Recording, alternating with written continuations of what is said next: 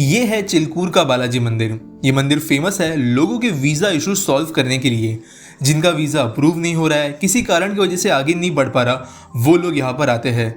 ऐसे ही कई सारे और मंदिर इंडिया में मौजूद है जो वीज़ा इशू सॉल्व करने के लिए फेमस है।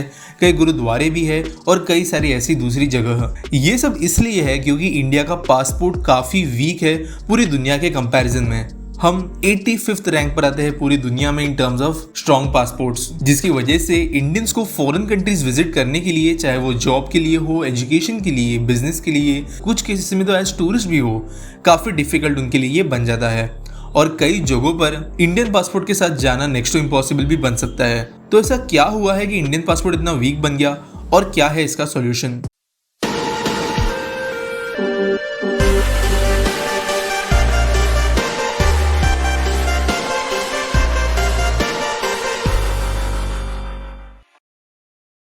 तीन चीजें हम समझेंगे इस वीडियो में। पहला ये कि वीक पासपोर्ट मतलब क्या, क्यों इंडिया का पासपोर्ट वीक है, और कैसे आगे फ्यूचर में लॉन्ग टर्म और शॉर्ट टर्म दोनों में हम हमारे पासपोर्ट को ज़्यादा स्ट्रॉन्ग बना सकते हैं या कम से कम इंडियन पासपोर्ट से ज़्यादा एक्सेस पूरी दुनिया में पा सकते हैं। वीक पासपोर्ट होना यानी आप कह सकते हो उन पासपोर्ट होल्डर्स को बाकी कंट्रीज के अंदर इजीली एक्सेस नहीं दिया जाता और काफ़ी रिस्ट्रिक्शंस उन पर लगाए जाते हैं एंटर करने के पहले। उनकी कंट्रीज में जाने के पहले वीक पासपोर्ट वालों को वीज़ा लेना पड़ता है। उसके लिए कई बार बड़ी फीस चुकानी पड़ती है, इंटरव्यू जैसे प्रोसेस में से गुजरना पड़ता है, कई सारे डॉक्यूमेंट सबमिट करने पड़ते हैं और उसके बाद में ही मे बी उन्हें वो एक्सेस दिया जाएगा। ये होने के बावजूद एक बार कंट्री में जब वो एंटर भी कर लेते हैं, उस टाइम पर उन्हें केयरफुली मॉनिटर किया जाता है। उनके वीज़ा के हिसाब से वो बिहेव कर रहे हैं या नहीं, इन चीज़ों पर ध्यान रखा जाता है और सारी चीज़ों पर कंट्रोल रखने की कोशिश की जाती है। और अगर वीज़ा का पालन नहीं होता है तो स्ट्रिक्ट एक्शन भी लिए जाते हैं। अब ये किया इसलिए जाता है क्योंकि ये जो बाहरी कंट्रीज है ये नहीं चाहती कि हमारे देश के अंदर कोई इलीगली आए, जॉब करे, कोई बिजनेस करे, कोई दूसरी इलीगल एक्टिविटी करे, वहाँ के वेलफेयर का ज़्यादा फायदा उठाकर गवर्नमेंट का पैसा खर्च करे, जबकि अपनी खुद की कंट्री के लोगों को परेशानी कराए।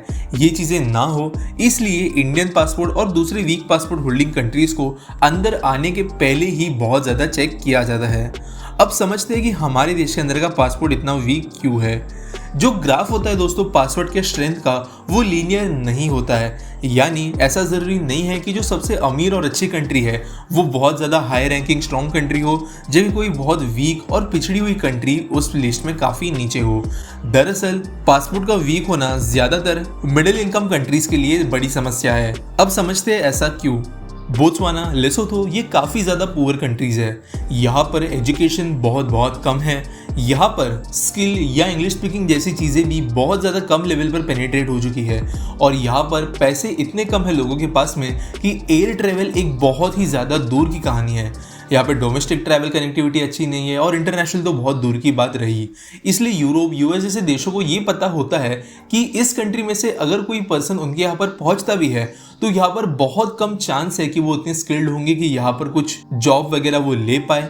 इलीगली यहाँ पर रहने को कोशिश करेंगे और बहुत ज़्यादा चांसेस ये होते हैं कि इन कंट्रीज में अगर कोई विजिट कर रहा है तो वो उन कंट्री में के कुछ अमीर लोगों में से होते हैं जो उस छोटे से ब्रैकेट का हिस्सा है जहाँ के लोग सामर्थ्य है इस तरीके की इंटरनेशनल ट्रैवल करने के लिए, और इसलिए वो यहाँ पर आकर जॉब वगैरह नहीं करेंगे। इस बात की काइंड ऑफ गारंटी होती है, जिसकी वजह से उनकी पासपोर्ट रैंकिंग कई सारे डेवलपिंग और उनसे बेहतर देशों से भी ऊपर रखी जाती है।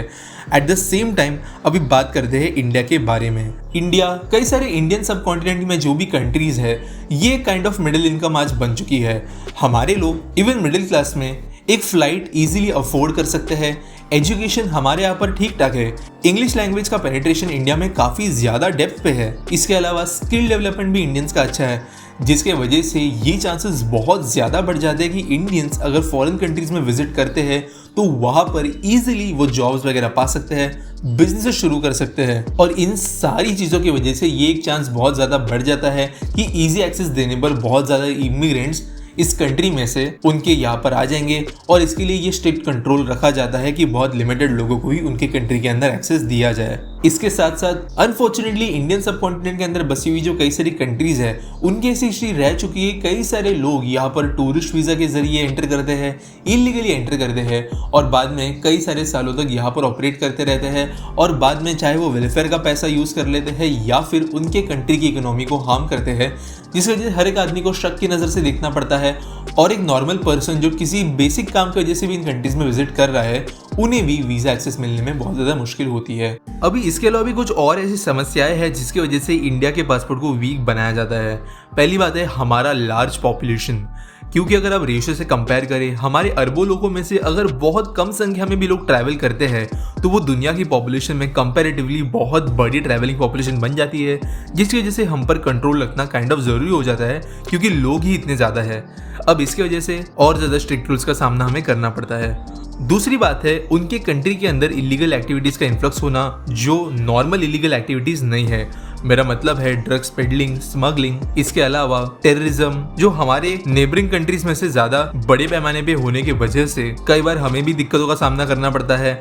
इसके अलावा कई बार अगर कंट्री में पॉलिटिकल इंस्टेबिलिटी है तो उसे भी वीक पासपोर्ट बनाने के पीछे आप रीजन कह सकते हो और ये सारी चीज़ें मिलकर इंडिया के पासपोर्ट के रैंकिंग को काफ़ी ज़्यादा नीचे ढकेलती है ग्लोबल इंडेक्स पे और अभी हम समझते हैं कि इसे इम्प्रूव किस तरीके से किया जा सकता है। तो दोस्तों अगर हम यहाँ पर बात करें लॉन्ग टर्म और शॉर्ट टर्म दोनों सॉल्यूशंस की तो लॉन्ग टर्म सॉल्यूशन पर ही ज़्यादा ध्यान हमें यहाँ पर देना है। लॉन्ग टर्म सॉल्यूशंस में इंडिया सिर्फ इतना कर सकता है कि इकोनॉमिकली अपने आप को वो इतना स्ट्रांग बना ले, पर कैपिटा इनकम अपना इतना ज़्यादा वो बेहतर बना दे कि इंडियंस को बाहरी देशों के अंदर अपॉर्चुनिटी देखने की आगे से ज़रूरत ना पड़े, जिसकी वजह से धीरे धीरे बाय टाइम वो नंबर कम हो जाएगा जो आज फॉरेन कंट्रीज के पास मौजूद है इंडियन इमिग्रेंट्स को बताने के लिए और उसके वजह से बाय टाइम कंट्री से समझ जाएगी कि इंडिया से आने वाले लोग उनके देश में सेटल होने के लिए नहीं आ रहे हैं, स्पेशली इलीगली। इसके बाद में कई सारे बायलैटरल एग्रीमेंट्स इंडिया कर सकता है ताकि टाइम बाय टाइम हम एक एक कंट्री के साथ में अपना वीजा कंट्रोल बेहतर बना सके और कई कंट्रीज में वीजा फ्री एक्सेस पा सके। इसके अलावा आज के डेट में भी कुछ चीज़ें ऐसी हम कर सकते हैं जो हमारे पासपोर्ट को ज़्यादा स्ट्रांग बना सकती है। कुछ ऐसे देश है जिन्होंने इंडिया को एक ज़माने में सही रीजंस की वजह से वीज़ा फ्री एक्सेस नहीं दिया था, लेकिन आज के टाइम में भी जब इंडिया उस सिचुएशन से बहुत ज़्यादा आगे बढ़ चुका है और जो समस्या उस टाइम पे थी वो ऑलरेडी मिट चुकी है, लेकिन फिर भी उन कंट्रीज़ ने कई दशकों से अपनी पॉलिसीज़ अपडेट नहीं की है, जिसकी वजह से इंडियंस को वहाँ पर वीज़ा फ्री एक्सेस नहीं मिल सकता। तो यहाँ पर इंडिया उनसे बात करके ये वीज़ा फ्री एक्सेस दिलाने का काम कर सकती है आज के डेट में सिर्फ कुछ कंट्रीज़ के अंदर। अगर शॉर्ट टर्म सॉल्यूशंस के बारे में बात करें तो इंडियंस 2-3 चीज़ें ऐसे कर सकती है जिनकी वजह से टेम्पररीली उनका पासपोर्ट काफ़ी स्ट्रांग बन सकता है। पहला है यूएस वीज़ा लेना। यूएस का वीज़ा मिल जाने पर आपको उसके साथ में 49 और कंट्रीज़ के अंदर एक्सेस मिलता है जहाँ पर आप सिर्फ यूएस का वीज़ा दिखाकर एंटर कर सकते हो। और इसको अगर हम कंपेयर करें तो इंडिया और यूएस की कॉमन वीजा फ्री कंट्रीज मिटाने के बाद में 37 नई ऐसी कंट्रीज खुलती है जहां पर इंडियंस विजिट कर सकते हैं यूएस वीजा के बेसिस पर, लेकिन खुद के अपने पासपोर्ट के भरोसे पे नहीं। और इसकी वजह से 96 कंट्रीज का एक्सेस मिल जाता है इंडियंस को। ऐसा ही सिमिलर एक स्केंजन वीजा भी होता है जो यूरोपियन यूनियन के लिए लागू होता है और ये 68 टोटल नई कंट्रीज का एक्सेस इंडियन पासपोर्ट को दे सकता है, जिसकी वजह से 124 कंट्रीज विजिट की जा सकती है इस वीजा और इंडियन पासपोर्ट दोनों को मिलाकर, और बाद में 124 कंट्रीज में आपको वीजा निकालने की जरूरत नहीं है। सेम चीज कनाडा और कुछ दूसरे कंट्रीज के साथ में भी है कि कुछ और कंट्रीज का एक्सेस भी हमें दे दिया जाता है, लेकिन मेजरली आज यही चीज इंडियंस कर सकते हैं। उम्मीद करता हूँ आपको ये वीडियो बहुत पसंद आया होगा। अगर अच्छा लगा होगा तो लाइक कर देना, शेयर कर देना, सब्सक्राइब कर देना।